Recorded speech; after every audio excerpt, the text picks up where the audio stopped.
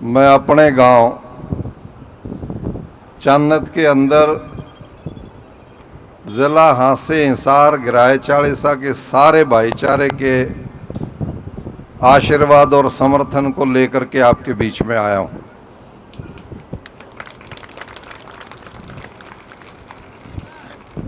यो Suresh new कंधा होगा भाईचारा अपना काम क्यों करके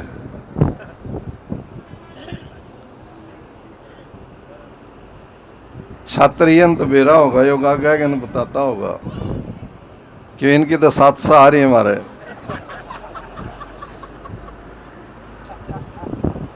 हर आगे और देन तो नटदा ही नहीं, न्यू के जितनी मर्जी जो बयान जोगे हो रहे हैं बताते रहियो। हमने इसको घिराए चालीसा का 1991 में स्वरूप दिया था और चान्नत गांव घिराए चालीसा की एक मजबूत स्तंभ और मजबूत कड़ी रही है। तो आज उसी भाईचारे के नाते घिराए चालीसा की सरदारी और जिला हिसार हांसी से आपके समर्थन में जो हमारे साथियों ने परसों की एक बैठक के अंदर फैसला लिया, मेरे साथी हैं यहाँ पे भाई पूर्ण सिंह, हम सफ़र हैं बचपन के।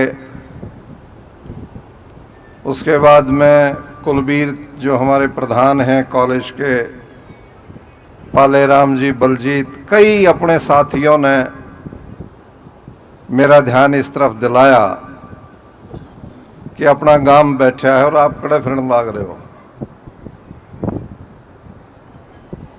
तो एक रोड़ा मेरे गल भी हो रहा थोड़ा सा, नहीं तो राजनीतिक आदमियों ने बड़म करना मैं बहुत अच्छी तरह आया करता। बूढ़ा किम ढीला रहा करता, वो चला गया था तब बेरा। एक दो नुकसान और होए। मेरी माँ ऊँ तो ठाडी थी, ईब थोड़ा सा पेट में भी दर्द हो जाए थोड़ी देर में, भाई तो ना जाइए किते। मैं कहा भाई और रहे तेरे पोता रहे तो पहला तो न्यू कह दी भाई, बाकी बाहर से पोता खड़ा जो बैठा। मैं बोले ना तो चाहिए। मैं कहा ईब तो माँ चान्नत मांगे मने। बोले चान्नत खातर जाइए भाई, बेशक कोई बात नहीं।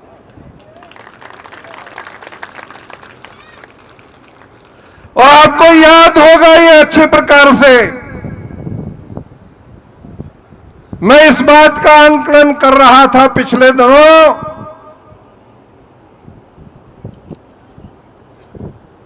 कि 16 दिन तक बैठे, महीनों तक किसान बैठे और किसी की छोटी सी भी बात हो, बिना धरने बिना जुलूसा के कोई सरकार सुनती ही नहीं बात।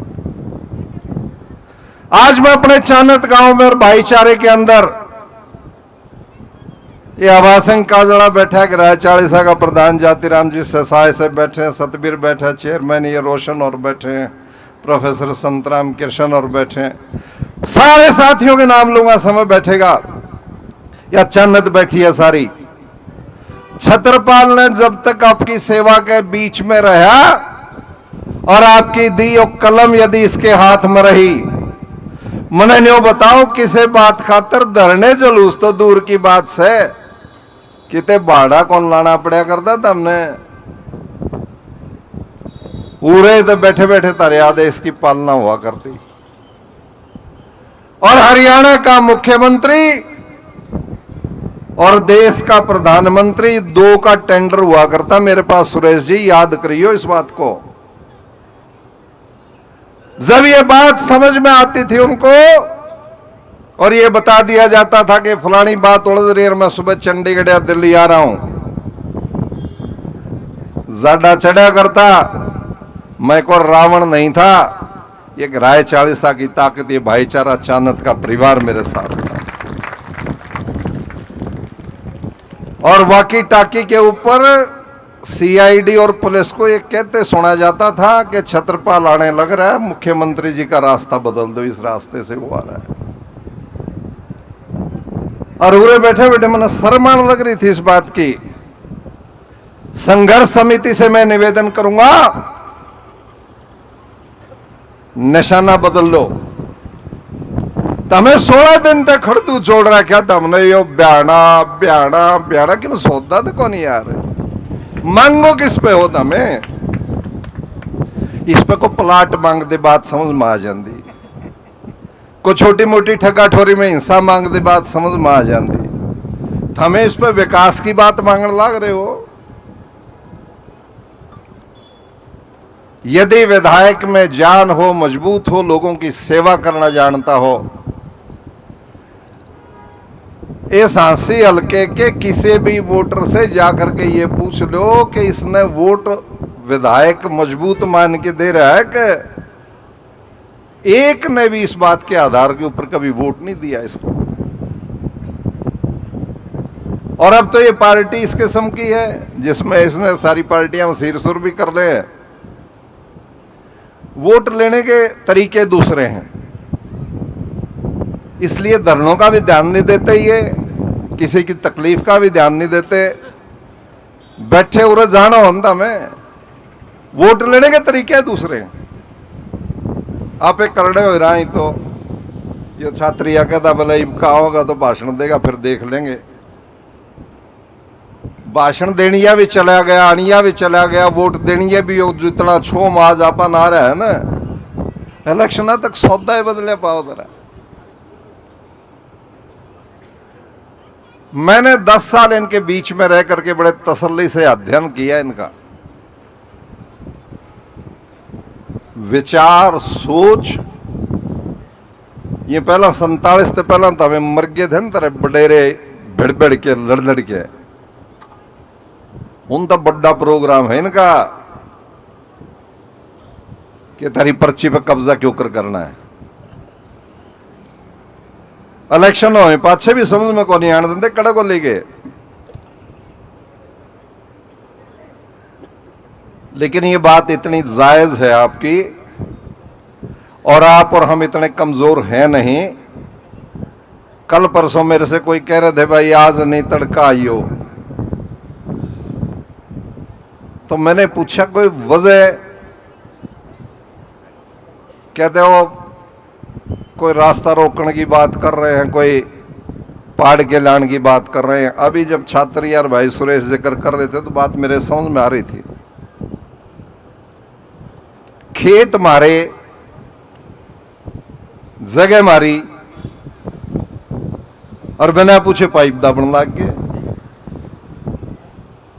और फिर मैंने YouTube पर सुना था, बोला कानून इजाजत नहीं देता, ये फलानी मर्दुल्ला स्कीम में आता है, अर्बन को पानी देना है। इस बात का अंदाजा लगाओ, मारे खेता में बिना पूछे पाइप गाड़ना कानून में आता है क्या? मतलब जो मारे गले खुणस करो वह तो गैर कानूनी भी सही है। और हम पानी मांगा, प्याऊ लावा लोग दान पुण्य करें जल पीण खातर। सरकार का कानून है, ये सुन ले ये मुख्यमंत्री की सारी टीम। ये तो है पीने के पानी का जिक्र, खेत के पानी का भी जिक्र हो ना, खेत के पानी का जिक्र तो नाका उड़े तो देने का कानून है, जड़े तो सुतरा पानी लगता हो। अंग्रेजी में इसने बेटर सोर्स ऑफ इरिगेशन कहते हैं। किसान का अधिकार है कि उसके आसपास नजदीक खांड, खोड़ा, नहर, माइनर ऐसा हो जिससे वर्तमान में जहां पानी लगा रहा हो उससे अच्छा यदि पानी दूसरे सोर्स से मिल सकता है तो उसको वहां पे नाका पानी दिया जा सकता है। और ये पीने का पानी तो नाटे हैं। यदि आपकी गैर कानूनी बात होती तो सुरेश कहता कसी लेके आइए, मैं तक तो छत्रपाल की कलमे बतेरी मजबूत से कसी तो फालतू काम करते हैं। मेरी कलम टूटे तो फिर मैं किसान का बेटा हूं, कसी भी ठाऊंगा, लठ भी ठावांगे, कोई बात नहीं। लेकिन यहां तो कानून की लड़ाई है आपकी। हमने बड़ा बड़ा लग रहे हैं, मारे दोहरे के मारी नहर का पानी लेके जान लग रहे हैं। मैंने परसों की मीटिंग में कहा था, ये हांसी शहर के हक में नहीं है। बुजुर्गों, नौजवान साथियों, लिखवा लो मेरे से। ये तो हांसी के पानी को उलझाना चाहता है, हांसी की जनता को देना नहीं चाहता पानी। और बस जिस बात का जिक्र कर रहा था ना मैंने, वो अमित शाह एक दिन मेरे को बोला कि मौके को संभावना में बदलने की कला होनी चाहिए छत्रपाल जी। मैं वक्त की भीतरी कदया कला तो मेरे में थी, जुदा में कोशिश।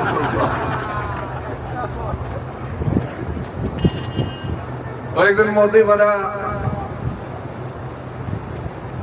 हम ऐसा सोच रहे हैं, वैसा सोच रहे हैं। मैं ऑब्जर्वर होता था गुजरात में, इसको मैं जानता नहीं था।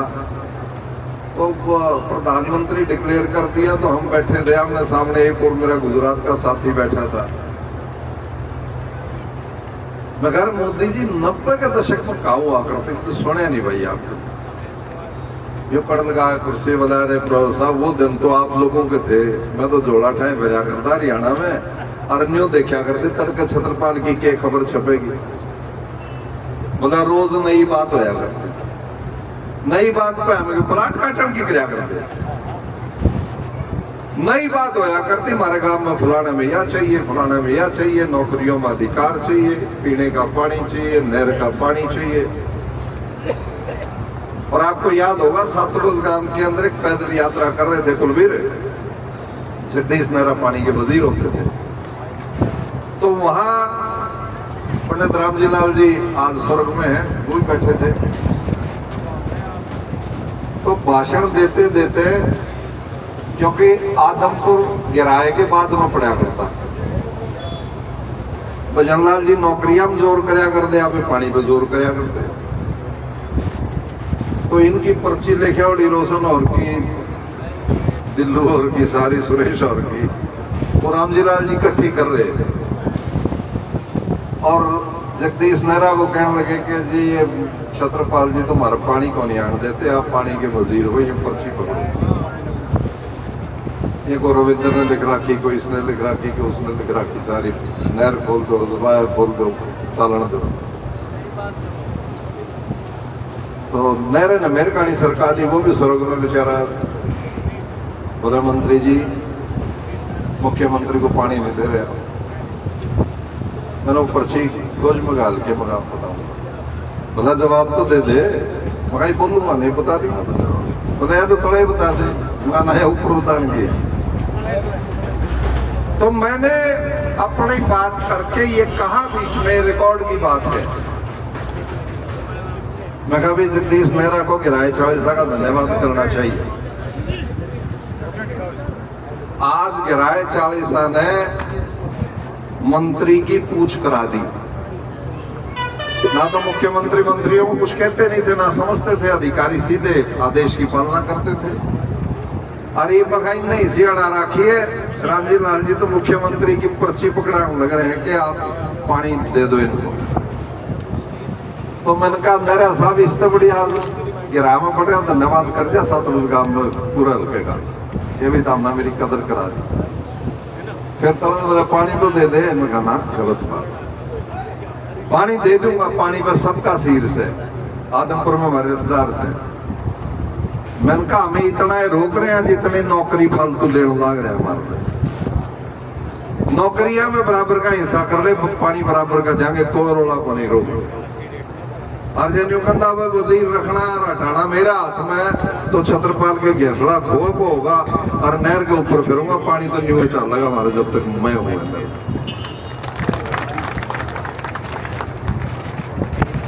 ये इतिहास की बात है। सुरेश जी आप रोज आंदोलन में जाओ, वही मन्ना और इतिहास की बात समझा दियो। संघर्ष समिति के साथी बैठे हैं सारे, एक बार ये तो सुनी होगी, 47 से पहले अंग्रेजों के खिलाफ देश की पार्लियामेंट में एक बम का गोला फटा था, सुना था? किसने फेंका था?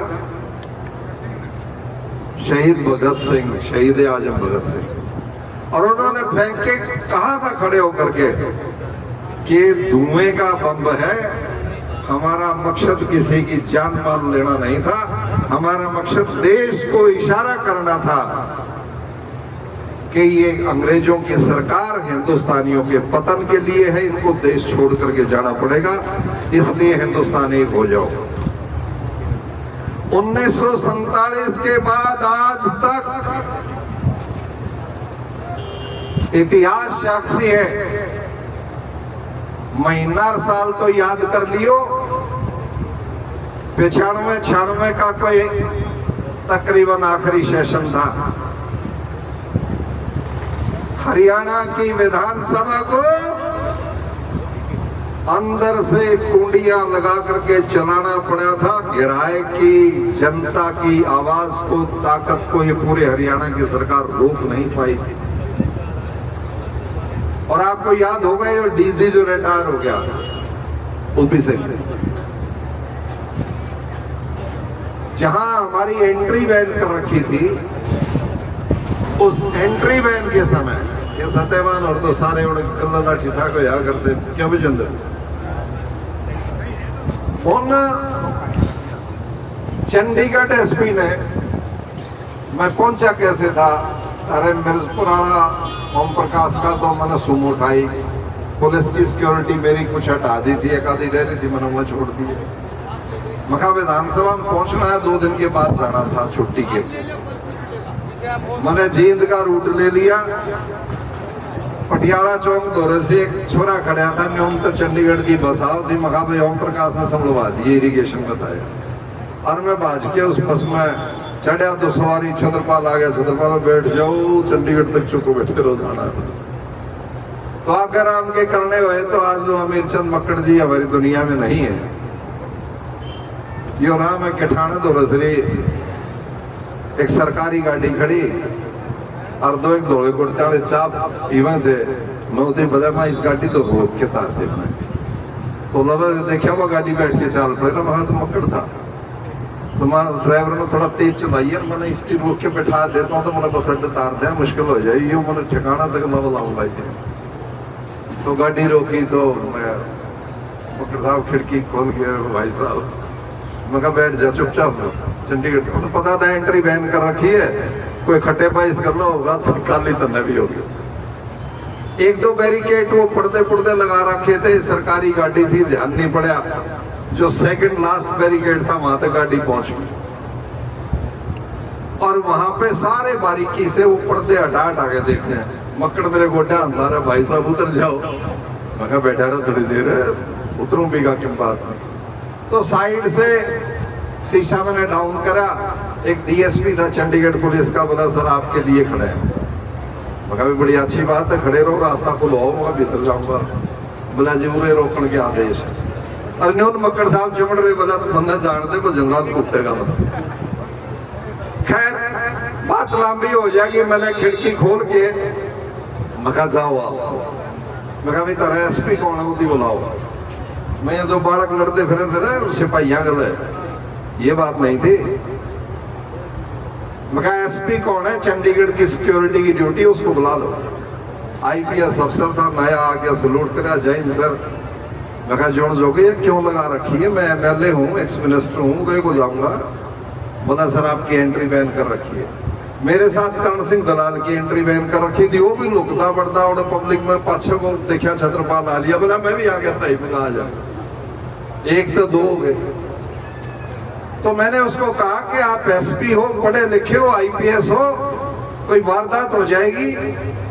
मैं डिफेंस स्टडीज का विद्यार्थी और प्रोफेसर रहा हूं, खाली नहीं जाएगा वहां। कहता सर चाहते क्या हो, तू मेरी एंट्री बैन कर कौन सकता है, तू कानून का पढ़ा लिखा आदमी है, तू उसके किसने कहा तेरे को।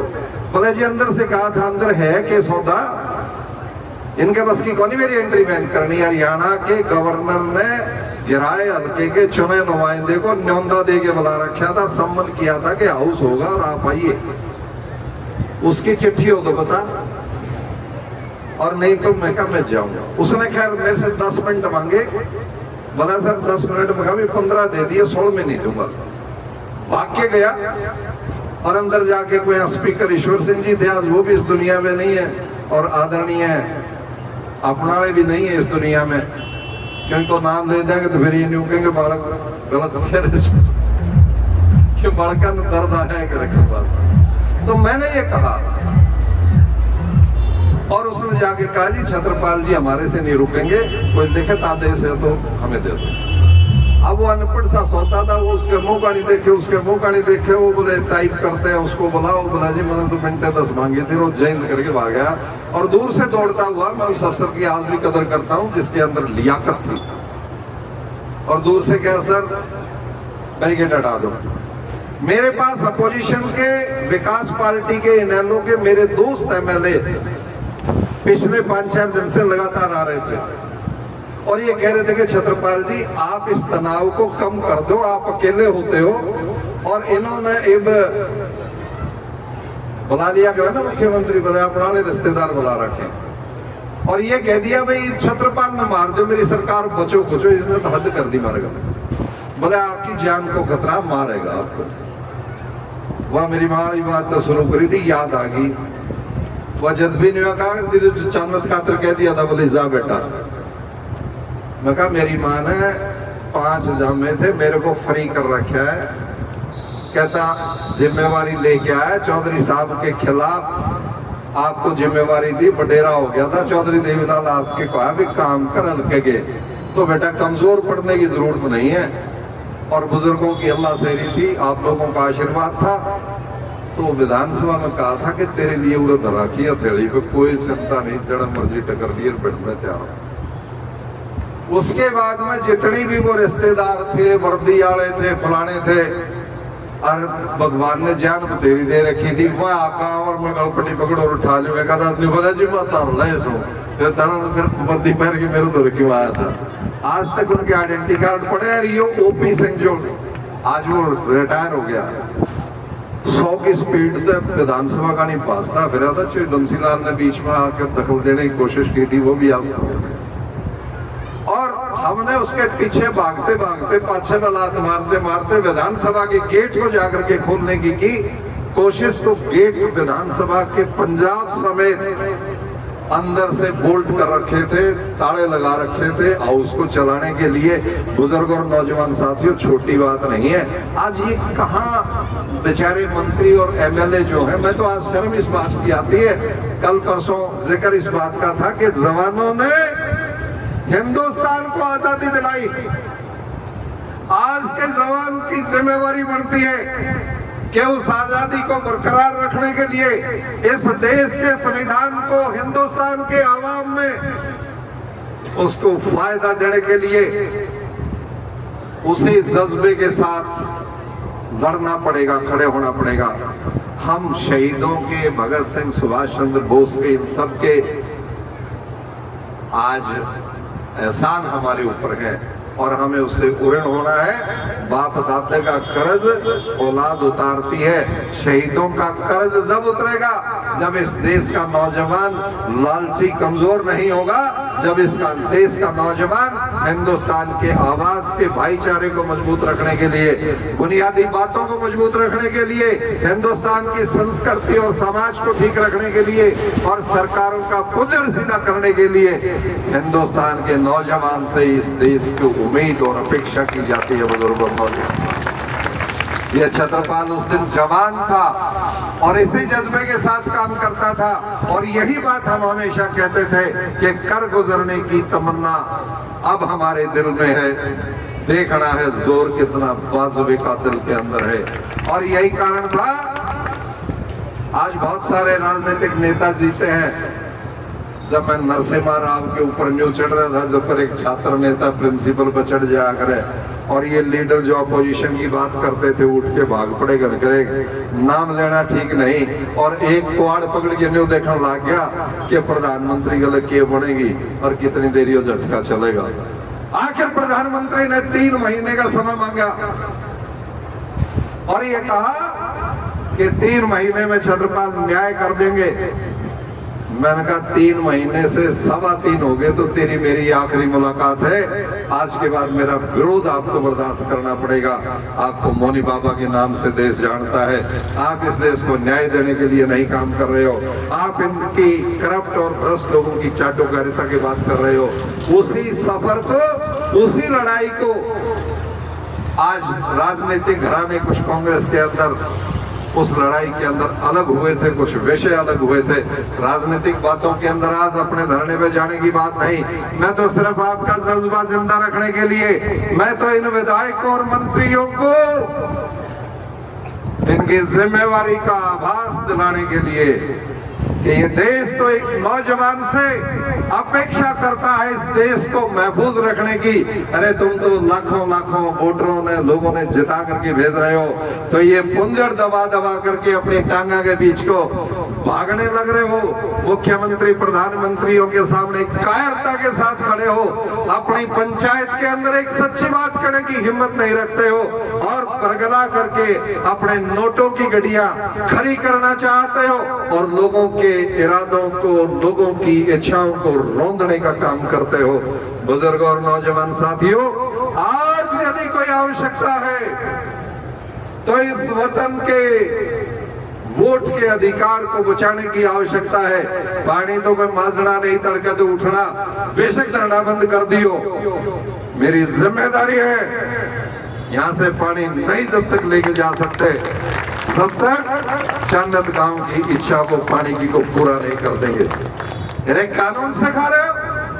अमृत योजना के तहत अर्बन की बात, अर्बन हमारा भाई है, तुम तो अर्बन से भी वोट की बात करते हो।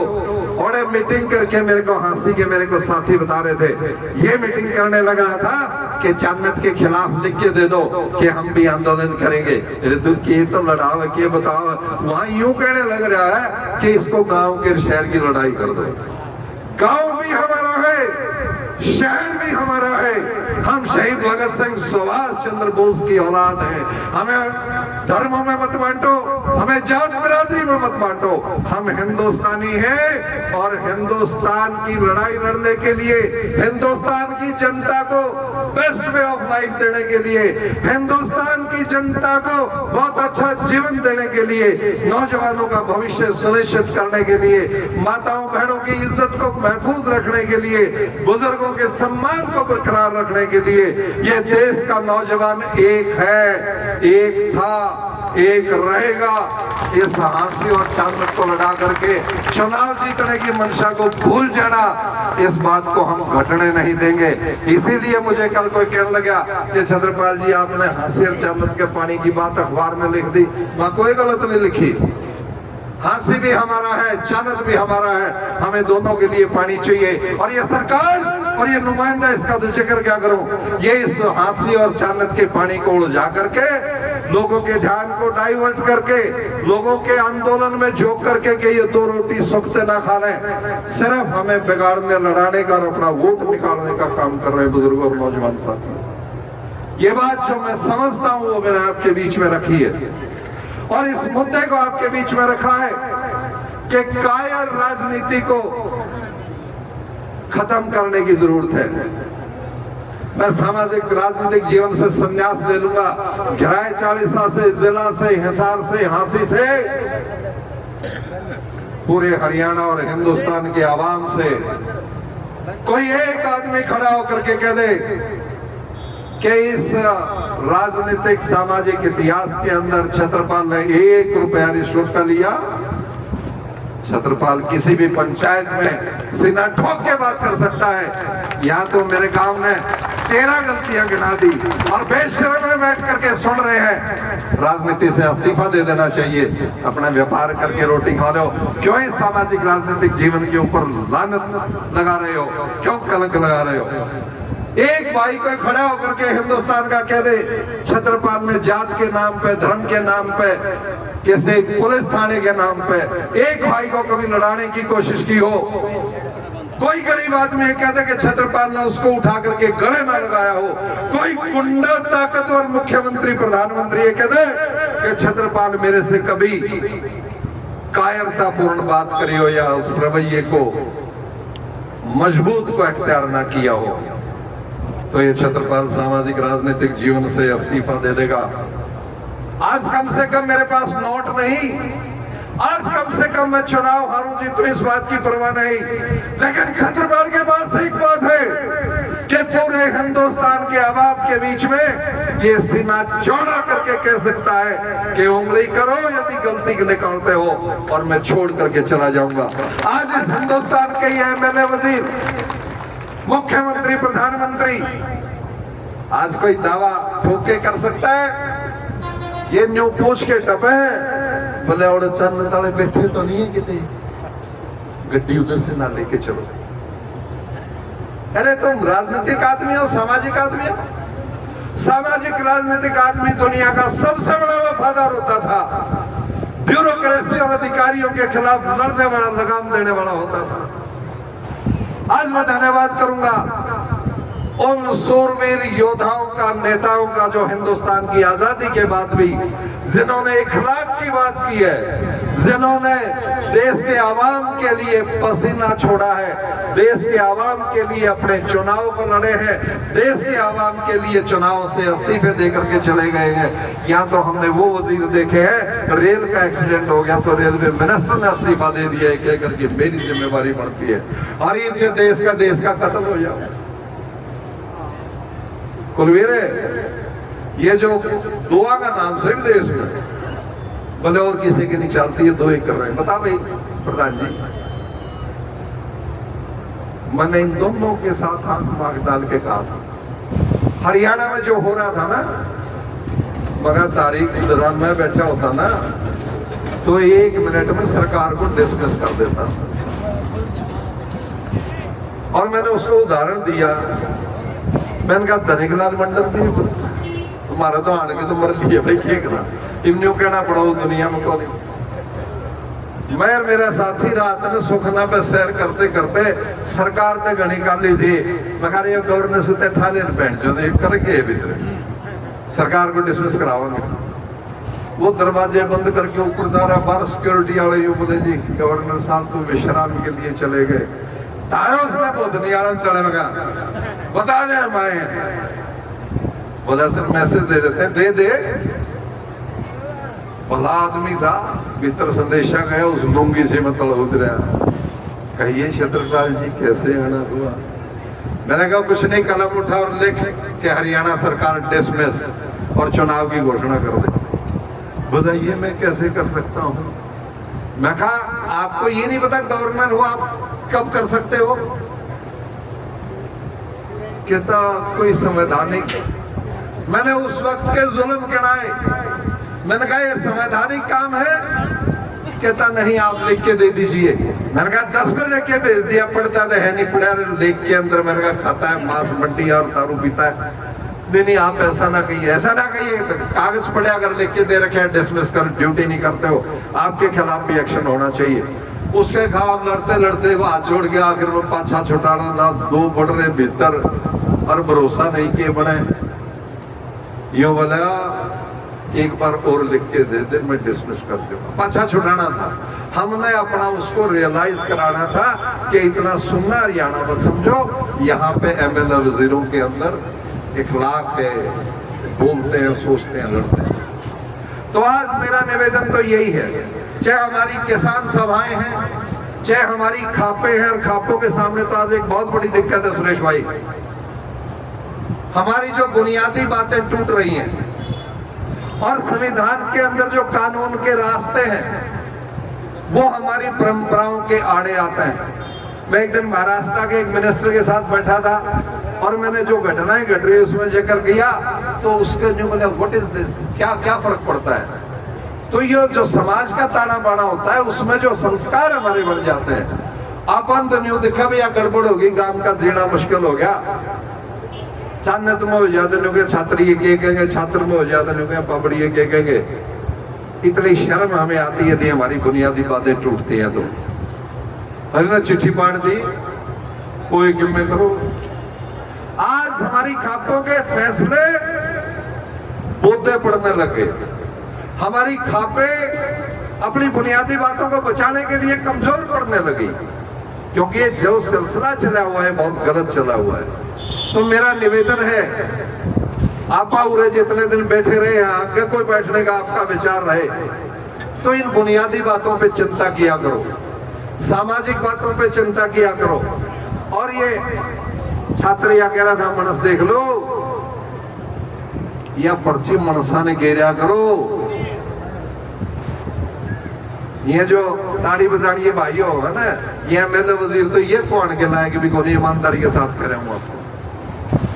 जो नाम टप्पा ले दूंगा ना, तड़का भाई जो कहेंगे हमें कमजोर बताया है, ये इतने कमजोर है। समझ गए होगे ताड़ी को बजाड़ी कौन सा है, ये मैं भी कौन ईमानदारी के साथ। और ये तो धरना दे के मांग पूरी कराओ मेरे अंदर ने भाई, मांग की टाड़ कर दोगे, इन पे मांगना छोड़ दो। गणे ठाटे हो इन तमें वहां को नहीं, तेरे अंदर अंश है, तुम्हारे अंदर इखलाक है, तुम्हारे अंदर इंसानियत है, तुम्हारे अंदर भाईचारा है, तुम्हारे अंदर जीने का जज्बा है। हमारी ये बहन बेटियां बैठी हैं, बडेरा गाड़ में टपता हुआ तो खड़ी हो जाएगी साइड में दादा दावस के घर में कोई निकम्मा बालक दामजार किसी बूढ़े गाड़ी खुरगाई करता हो तो चार बूढ़े लाठी छोरे होश करिए, बैठे जा बैठ जा तक तो पहला। हमारा समाज है, हमारा भाईचारा है। 36 बिरादरी के भाई खेत के अंदर पसीना एक करके काम करते हैं। आज वोटों की राजनीति में हमें पाड़ने का काम कर दिया। आज हमारे पानी के ऊपर लड़ाई में अपना शहर और गांव के वोट को बांट करके अपना उल्लू सीधा करने का काम कर रहे हैं, कभी धर्म के नाम पे, कभी जात के नाम पे। कसम खा लो ये किसी के नहीं है। कदे कोई जो कहता हो इनकी छोड़ दो, हमें तार गलत बात है ये सही पूछो तो ये अपने घर वाले के भी कोई लालची इतना है, कोई और टुकड़ा दिखा दे तो उठ के चाल पड़ा, बड़पन छोड़ के इतना व्योम से इनका इतना इखलाक से आपको सही कहने लग रहा हूं मैं। दांत मार होती है इनके लक्षणों को देख करके, इनके जज्बों को देख करके शर्म आती है कि हिंदुस्तान के शहीदों ने इस देश की आजादी की लड़ाई क्यों लड़ी। ये नकद पैदा करने के लिए पैसा पैसा पैसा पैसा। मगर 10 का नोट गलत ले जाके दिखा दिए, पागल हो गए। अपनी बात को लंबा नहीं करना चाहता, मेरे ख्याल में तकरीबन बातों का जिक्र हो चुका है। मुद्दे की बात यह है,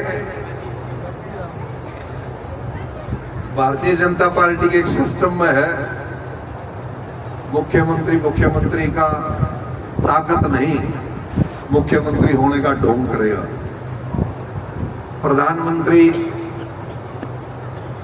के पीछे जो ताकतें लगी हुई हैं वो उसको जो आदेश देंगी वो उनको मारने का काम करेगा।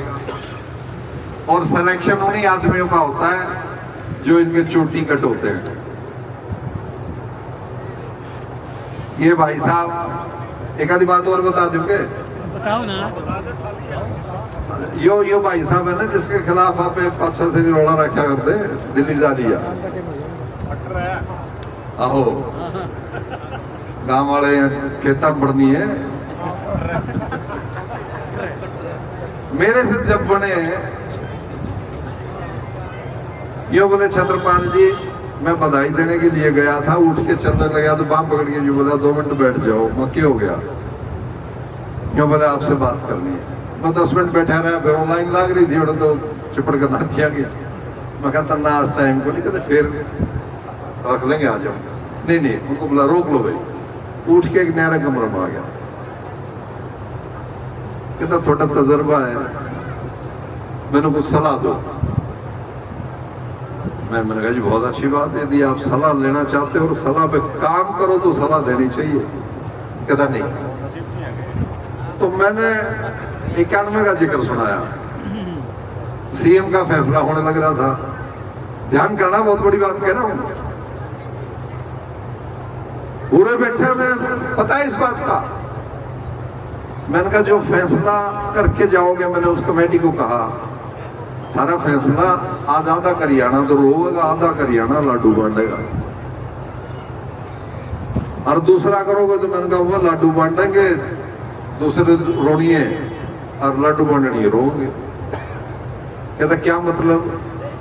मैं कहा मतलब ये था, मैंने उनको ये कहा कि ऐसा फैसला करके जाओ कि पूरे हरियाणा में लड्डू बंटे।